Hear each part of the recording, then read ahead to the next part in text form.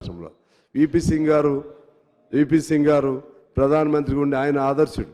అదే పద్ధతిలో ఇప్పుడు ఇక్కడ కూడా బీసీకి సంబంధించి ఒక ప్రత్యేకమైనటువంటి ఇవన్నీ అయిన తర్వాత మీరు ఏ ఏ అంశాల్లో ఇప్పటికీ కొన్ని స్థానిక సంస్థల్లో రిజర్వేషన్లు ఉన్నాయి, ఇంకా ఇప్పుడు పరిశ్రమల్లో రిజర్వేషన్ కావాలంటున్నారు. ఎందుకంటే రాను రాను కార్పొరేట్ సెక్టార్లు పెరిగిపోతూ ఉన్నాయి. ప్రభుత్వ రంగం లేదు, ఇప్పుడు ప్రభుత్వ రంగం తగ్గిపోతూ ఉంది.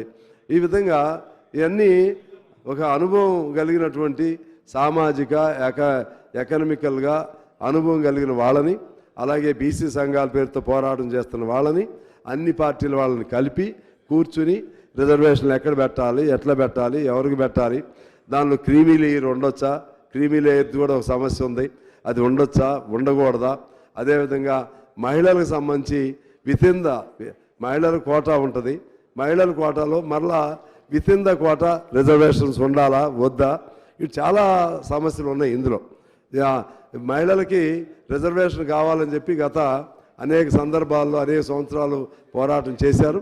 మరలా దాన్ని అమలు కాకుండా చేయడానికి కూడా కారణం ఏంటంటే ఆ మహిళల్లో మళ్ళీ బీసీలకి రిజర్వేషన్ ఉందా లేదా ఆ అంశం పైన అక్కడ గొడవలు జరిగి అది అమల్లో కావట్లేదు. అందువల్ల అధ్యక్ష ఈ అన్నింటినీ గమనంలో తీసుకుని సమగ్రంగా చేయాలంటే మేము సిపిఐ పార్టీగా సంపూర్ణంగా ఈ తీర్మానాన్ని మేము బలపరుస్తున్నాం.